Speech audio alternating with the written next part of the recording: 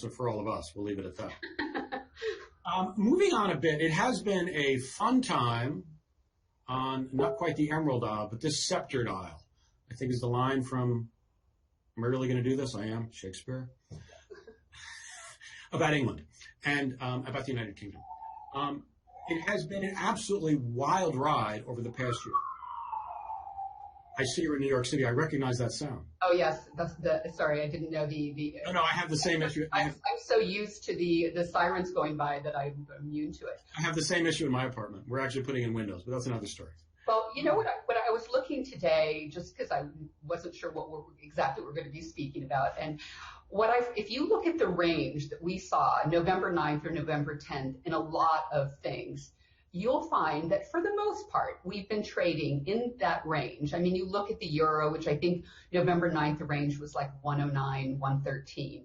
And for the most part, we've been stuck in the post-Brexit range. And if I remember right, for gold as well, for whatever reason, we can't seem to, it's like Brexit was the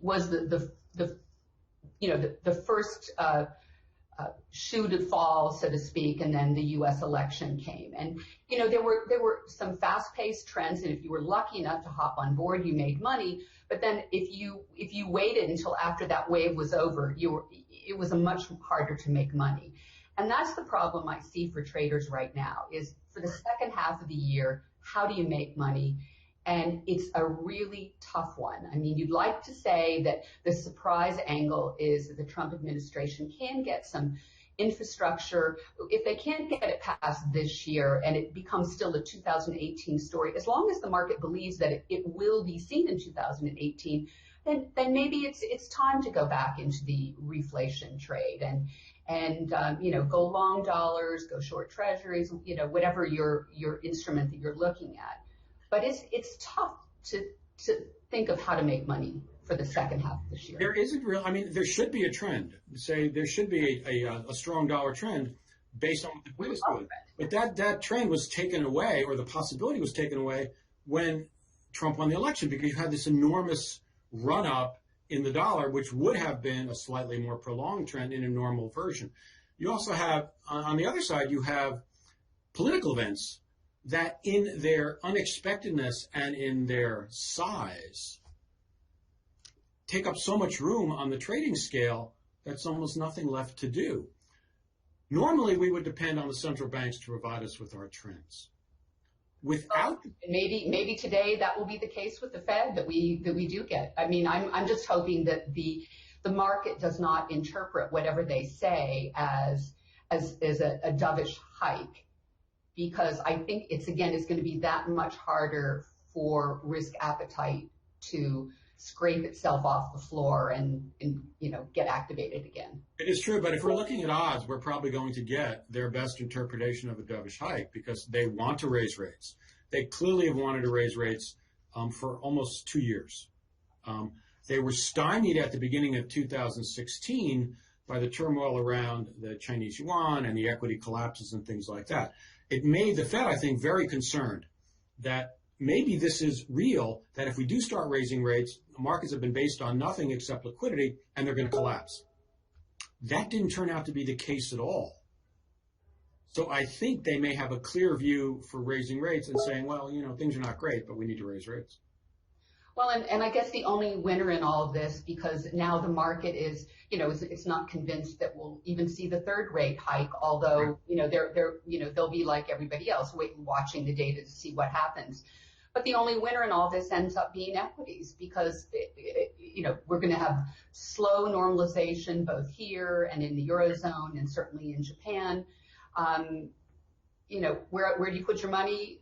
Equities seems the logical choice, and that's why we keep seeing these new lifetime highs all the time. But it's I don't know if you saw the BOA Merrill Lynch Fund survey yesterday, but they had the record number of PMs saying that equities were overvalued. But at the same time, they said what's different about this, if it is going to be a bubble, than it was back in the tech bubble in the late 1990s, is that cash levels are really high.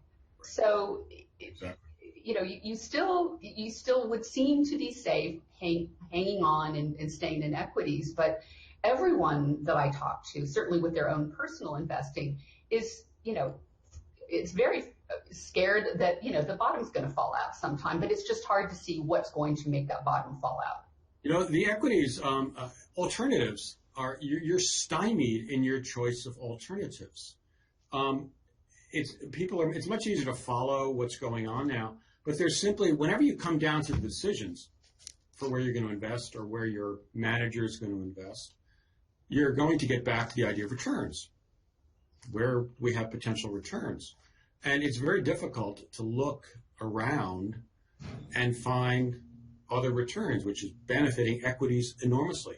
The fact that we have unusual valuation levels, and we do historically, I'm not sure, or what's your view on whether we have, now I'm not going back to the infamous quote from the Depression, equities have reached a new and permanent plateau. I'm not going there. I forget who did it, but may they rest in peace.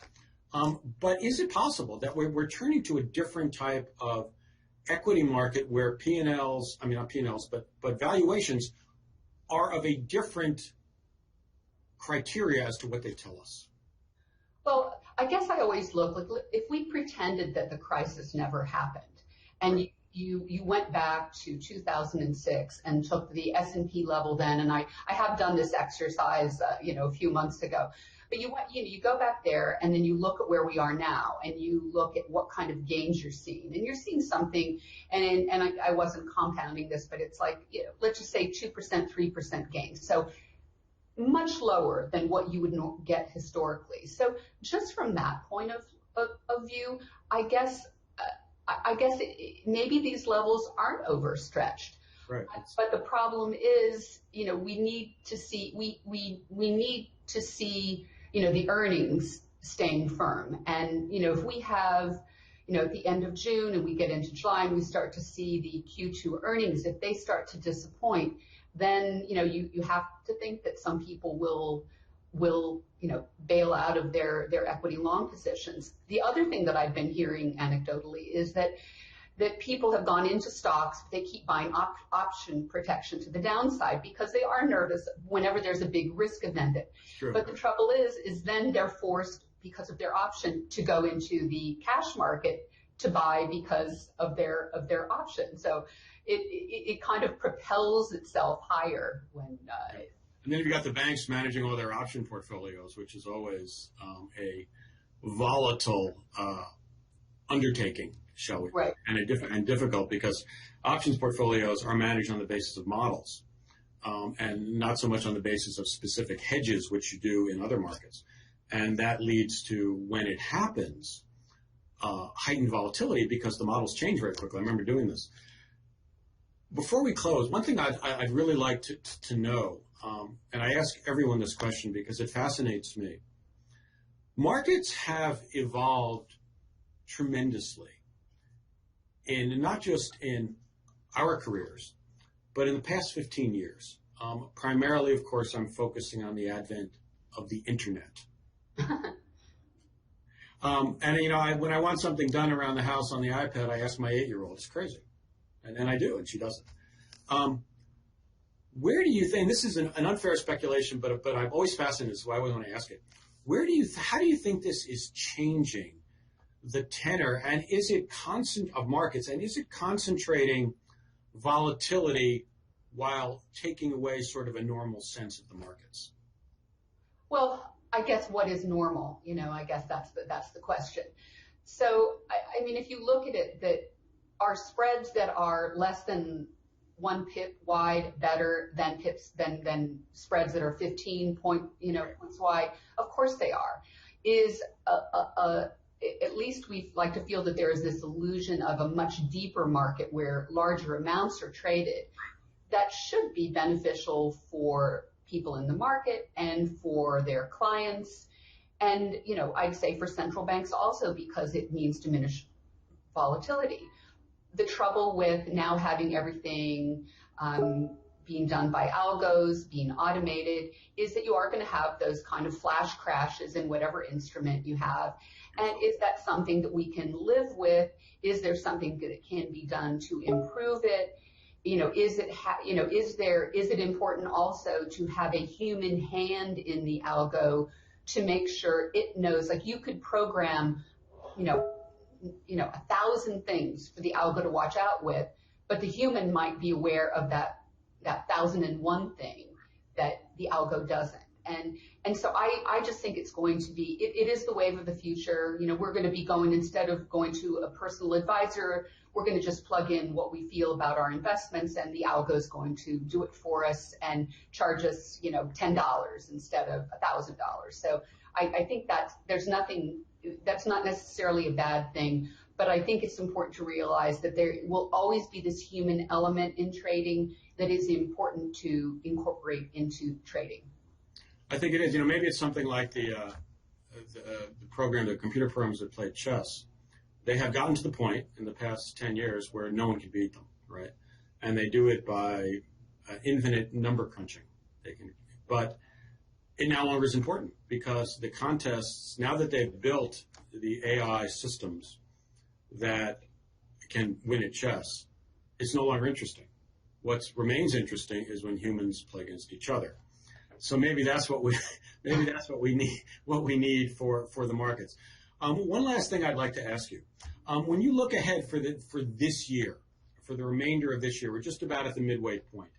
What are you looking at as far as currencies and interesting things or interesting trends, or what do you see ahead for us, including politics and that's impact, if you'd like? Well, as I said earlier, my sense is that the disappointment in the Trump administration, unless something blows up, may be overblown for now, and that I do think that the officials keep saying over and over again that they do want to do tax reform, they do want to do infrastructure. It's just going to be probably several months before we have a clear picture of what and whether or not that can actually get done. Right. So I think I would be looking for levels when you think the market is overstretched in whatever instrument you're looking. I like everybody in the market. It's easier to look at dollar yen because it's a nice vanilla.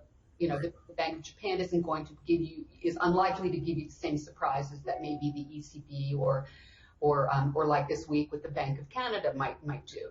So I guess I would be looking for levels. Today's low in the 10-year yield was below the recent lows in June, and it was the lowest level since sometime last November, and that was the last time, right? A couple days after the election when we dipped below 2%.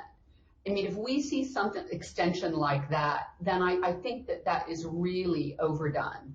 And then you look at picking your currency to go long dollars against whatever instrument. And again, I say dollar yen is the easy one to do. So if we're getting back towards 108, again, it depends on if this is being done not because of risk aversion, because of some risk event that we haven't anticipated, but just by the market capitulating further. But otherwise, I'm watching that, and I'm watching oil. I really think oil is a big driver. And if, each time, the same way in oil, the market keeps trying to go long and keeps, getting slapped down over and over and over again, I think we'll be getting this EIA data just as we're finishing up here. And I think the market really wants to see signs of some balance there in the second half of this year. And if oil prices can move higher, I think that's going to allay a lot of market fears, and I think actually can make risk appetite improve further. Vicki, you just touched on a number of topics I'd love to go on with, but I know that we have run out of time. So Vicki, I thank you very much for being here. It has been a pleasure. I love your apartment, by the way. Okay, thank you. And we'll visit it another time. Again, Vicki Schmelzer, thank you very much for being here, and we will do this again. It's Joseph Trevisani for Worldwide Markets. Thank you. Thank you. Take care.